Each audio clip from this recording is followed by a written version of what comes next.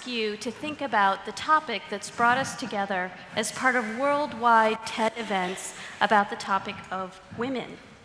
I want you to think about what you mean when you say women. Most people will immediately start to think about the supposed opposite category of men. And in fact, man has been the implicit norm, the default category against which women have been considered less than, other to. When we start to think about the categories we use, we start to ask about not only men and women, but about people who may identify as gender nonconforming or trans. And my invitation is for you to continue to ask these questions. They're hard questions, they're sometimes uncomfortable questions, but they're very important for us to really think about the people in the world around us, what categories we use to understand them, how we might misunderstand them. My challenge is for all of us also to recognize the assumptions we bring with us. What are we thinking about when we talk to different men and women? Think about questions that women are asked. What were you wearing when you were attacked or harassed? Did you properly lean in at work if you want to succeed? Do you negotiate the way men do? Think about how these questions place blame on individual women for systematic and structural inequalities. This is a challenge to say, when am I making these assumptions? When do I need to question what I mean by women, and if I am supporting gender inequality, or if I'm continuing in the legacy of patriarchy? Most, if not all, contemporary societies have evolved from histories of patriarchy in which men have had an undue share of power. And the kinds of questions I was talking about are ones that have been used to criticize, condemn, punish, even kill women, when they don't match some supposed ideal of womanhood, when they don't conform to convention. And we need to take up my invitation and my challenge if we want to actively continue to do the work of dismantling patriarchy. Something that existed in most societies for centuries doesn't go away in a few generations. Our institutions are built on the bedrock of unshared power. And this is where feminism comes in. Feminism, and I've defined it, there's a lot of misinformation. Feminism is simply a belief in equality of people of all sexes and gender. Because historically, women have experienced a lack of equity and equality. Feminism means advocating for women's rights. In many years of researching, teaching, talking, debating, learning about gender, I've discovered that most people believe in gender equality. What they don't always agree on is the strategies they should use, who they should prioritize, when, who the leaders should be. That's why I like to talk about feminisms, and I have to make a shout out to Susan Stanford Friedman, who first told me about this magical S, that we can have diverse ways of practicing our feminism. We don't have to agree, but we need to form coalitions. We need to think about ways to come together and continue the fight of achieving the equality that people have been working on for a long time across history. Even as we've had patriarchal societies, we've also always had people asking those hard, uncomfortable questions, resisting the status quo. And they're the reason that we can have TED Women, that we can be here hearing stories about women's lives locally and globally and connecting them to one another.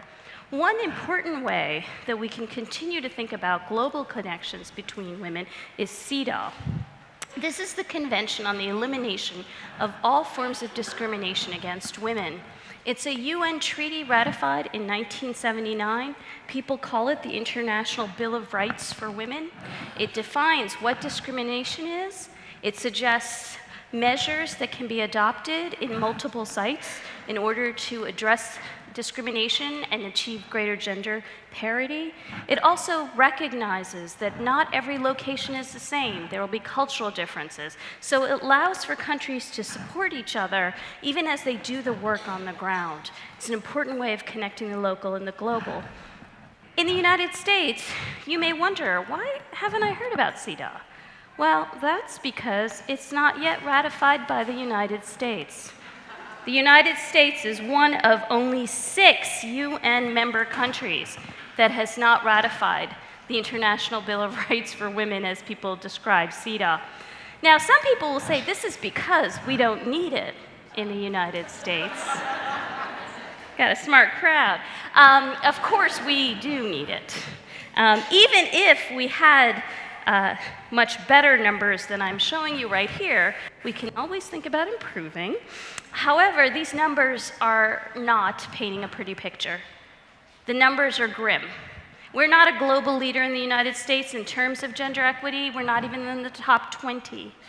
17% of elected officials are women when they make up more than half the population.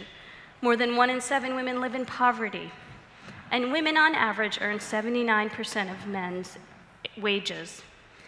And these numbers are striking enough, but when we start to look at the data by the diversity of women, we find that women of different races experience even higher inequality in terms of the wage gap.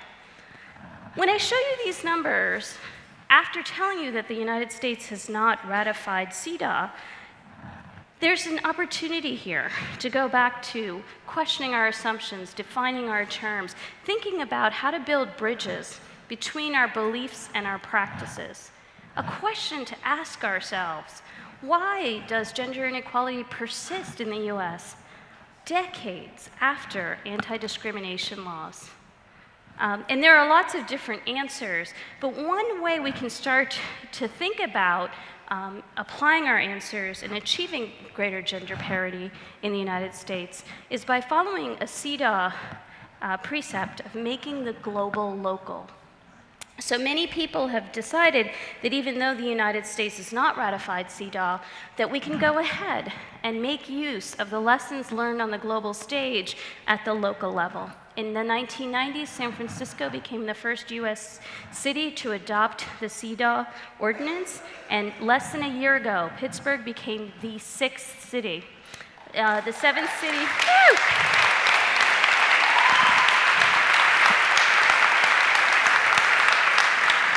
It's really exciting. Cincinnati is now the 7th city, and as we speak, Pittsburgh's office of Mayor William Peduto is creating a gender equity commission. I'm going to leave you with some sober numbers about Pittsburgh because this is very exciting. In years of working on gender equity, this has given me hope and optimism because measurable change has been achieved by using CEDAW as a tool to look at the local picture and customize strategies. So I'm very excited, but there's a lot of work, and we all need to be part of this work. 71% of families in Pittsburgh living in poverty are headed by single women. Over 6,000 women sought help in shelters in the greater Pittsburgh area, and often they're seeking help from intimate or domestic partners. We need cultural shift to address why within our families and our homes and our neighborhoods, women are in so much danger. To go back to wages and the gap in earnings, the gaps exist in Pittsburgh, and in some cases they're even worse for women of color. All of these statistics are important only because these are our neighbors, these are our lives. These are not women's issues, these are human issues, and they matter to all of us. And not only do they matter to all of us, we have a lot of research that shows us there's a great business case for gender equity. An organization such as the World Bank has tracked how when women succeed economically, the overall global economy is stronger. So remember, all of us are in this together, and we need to work together and practice our diverse feminisms, because when women succeed, our communities thrive. Thank you.